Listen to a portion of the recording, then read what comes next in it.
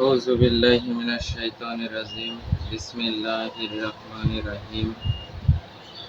আদম আলাইহিস সালাম হতে যত নবী রাসূল পীর গাউস কুতুব ওলি সকলের কুদরতি পায় ভক্তি রেখে আজকে কোরআনের একটি আয়াতের বিষয়ে আলোচনা করব।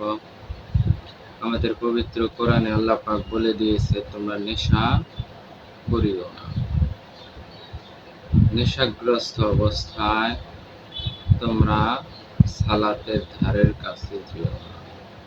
এখন আমাদের সমাজে যে নেশা প্রচলিত আছে, যে নেশার কথা বর্তমানে আমাদের সমাজে বলা হয়, সেটা শুধু মাদকের নেশার কথা বলা হয়, কিন্তু আল্লাহ পাক কোরআনে উল্লেখ করে না এটা মাদকের নেশা।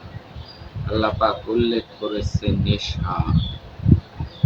নেশা বর্তমানে আমার গবেষণায়, কোরআন গবেষণার মাধ্যমে আমি 10 প্রকারের নেশা পেয়েছি। 10 প্রকারের নেশা আমি পেয়েছি। তার মধ্যে সব থেকে বড় যে নেশা, সেটা হলো ক্ষমতার নেশা। পৃথিবীতে সব থেকে বড় যে নেশা, সেটা হলো ক্ষমতা। আর যে নেশার কারণে পৃথিবীতে সব থেকে বড় ক্ষতি হইতেছে, সেটা হলো ক্ষমতা এবং চেয়ারের নেশা। আমার নবী করিম সাল্লাল্লাহু আলাইহি সাল্লামের যুগ থেকে, আদম আলাইহিস সালাম থেকে শুরু হয়েছে এই ক্ষমতার নেশা। কারণ আল্লাহ পাক ফেরেশতাদের হুকুম করেছিল আদমকে সেজদা করো। আজাজিল ফেরেশতা বলেছিল, আমি আগুনের তৈরি, ও মাটির তৈরি, আমি বড়, আমার বড়ত্ব দেখিয়েছিল। ওইখান থেকে শুরু হয়ে গিয়েছে প্রথম ক্ষমতার নেশা। এরপর আবু জেহেল আমার নবীকে মানে নাই। এজিদ চেয়ারের জন্য, ক্ষমতার জন্য নবীর বংশ ধ্বংস করেছে। একইভাবে বর্তমান পৃথিবীর দিকে তাকালে দেখা যায় প্রত্যেকটা দেশ ক্ষমতার জন্য মানুষকে তুলার মতো উড়িয়ে মারতেছে। বিগত দিনে ইসরায়েল গাজার উপরে যে আক্রমণ করেছে, মানুষ বোমার আঘাতে আকাশে উঠতেছে, এরকম দৃশ্য আমরা দেখতে পেয়েছি। এগুলা কেন হচ্ছে? একমাত্র ক্ষমতার জন্য, ক্ষমতা প্রকাশ করার জন্য, শক্তি দেখানোর জন্য। বিগত দিনে বাংলাদেশের স্বৈরাচার শেখ হাসিনা আমাদের বাংলাদেশে অসংখ্য মানুষকে নির্মমভাবে হত্যা করেছে। কিসের জন্য? ক্ষমতার জন্য। যে যুবকেরা, যে ছাত্ররা প্রাণ দিয়ে এই দেশ থেকে স্বৈরাচার বিতাড়িত করেছে, তাদেরকে মাথায় তুলে যারা নেচেছে, আজকে তারাই বর্তমানে, বিগত দিনে একটা ভিডিও দেখলাম, এক উপদেষ্টাকে জুতা দিয়ে, ছবির মধ্যে জুতা দিয়ে আঘাত করতেছে। কিসের জন্য? সব ক্ষমতা। ক্ষমতার জন্য সব করতে পারে। ডক্টর ইউনূসকে আলেমেরা, মোল্লারা সুদখোর বলে গালি দিয়েছে, আর সেই আলেমেরাই বর্তমানে ডক্টর ইউনূসকে নবী বানিয়ে ফেলেছে। নবীর সাথে তুলনা করতেছে, বলতেছে ইউনূস যেভাবে আসছে, নবী যেভাবে আল্লাহ পাক দুনিয়ায় পাঠিয়েছে, ঠিক একইভাবে ডক্টর ইউনূসকেও পাঠিয়েছে। তাহলে ক্ষমতার জন্য মানুষ সব কিছু করতে পারে। ক্ষমতার জন্য মানুষের বিবেক, বোধ, চিন্তা, চেতনা কোনো কিছুই সঠিক থাকে না।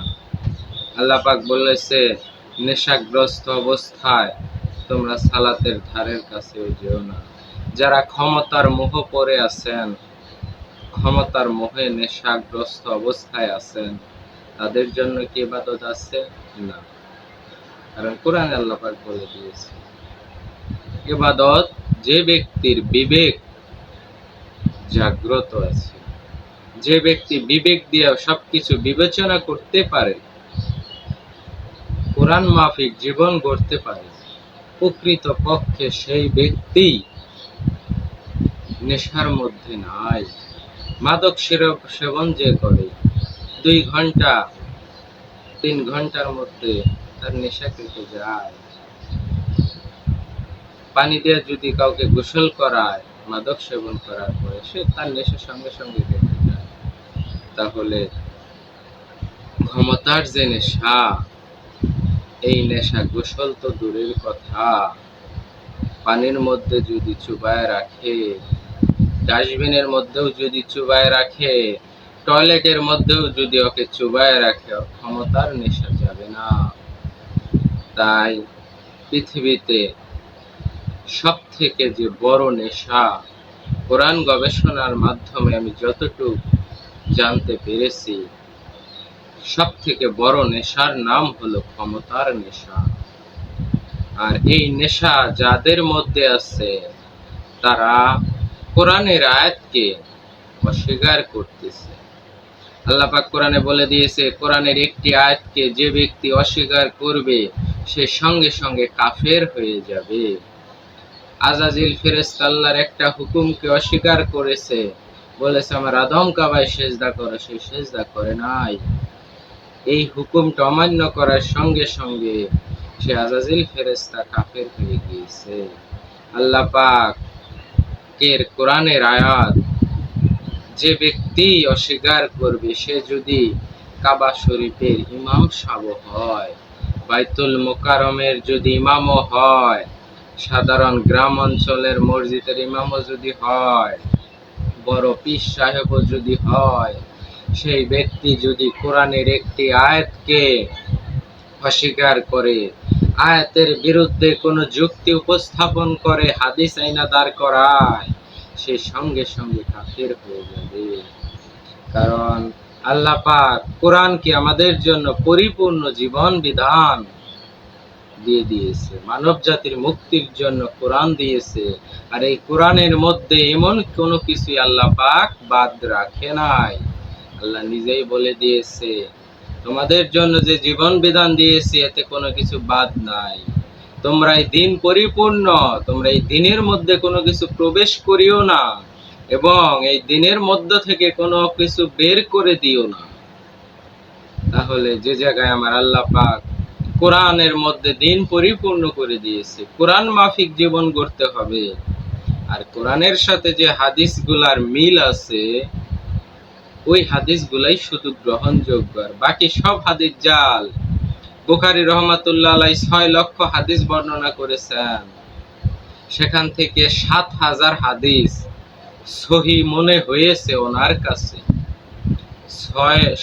6 লক্ষ হাদিস থেকে 7,000 হাদিস ইমাম বুখারীর কাছে সঠিক মনে হয়েছে।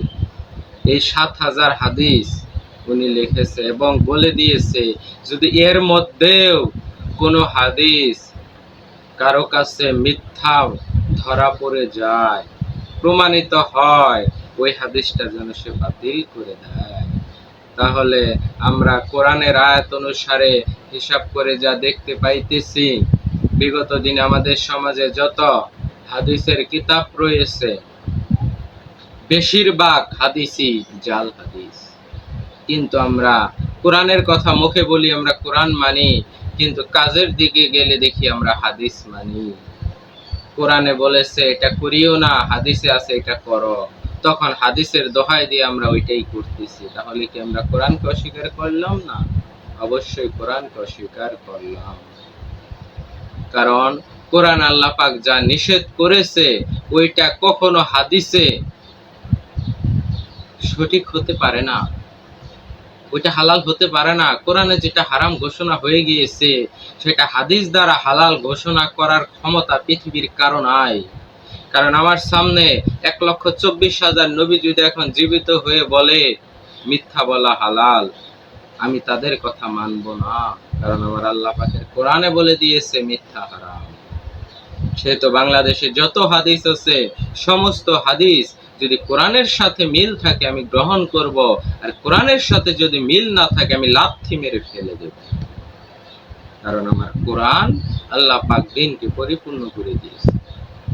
কোরআনের প্রত্যেকটা আয়াত, প্রত্যেকটা আইন, আল্লাহ পাকের হুকুম